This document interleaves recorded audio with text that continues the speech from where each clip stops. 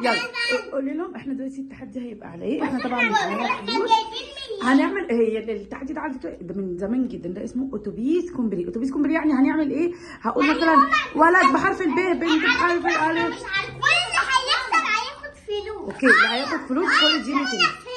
طب يلا هنبدا 3. يلا نبدا. اوكي 3 2 1. يلا عايزه بنت بحرف الب، بنت بحرف سيبي يا زيني، بنت بحرف الب بس ماشي. يلا ولد بحرف الالف، الف ماشي. بنت بحرف الميم، ميم ميم ميم ميم. لا كده ماشي. يلا ولد بحرف فريدة اديهم فرصة. ولد بحرف الزين، زين زين. لا مكة، مكة اللي هتاخد. ماشي يلا. بلد بحرف الميم، ميم. مصر. فريدة شاطرة. مكة. يلا قولي. يلا زين ركزوا ركزوا. شيلي ايدك يا فريدة بعد اذنك. بنت بحرف النون، نون. لا خلاص. لا خلاص كوكا اللي قالت.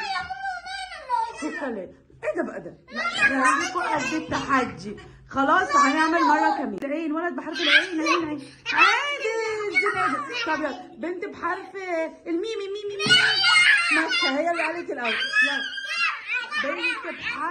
بنت بحرف الفه، فريدة. فريدة. طب يلا احنا فاضل معانا 3. اوكي عشان ده اخر التحدي. اوكي اهو. يلا هنقول بلد بحرف الفه. سيبي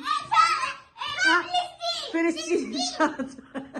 يلا يلا ركزوا. يلا ولد بحرف الميم، ميم ميم ميم. معاذ. فريدة. يلا مين تاني؟ بنت بحرف النون، النون. نسمة. قولوا لهم يلا اعملوا لايك، شير، سبسكرايب، فعلوا الجرس.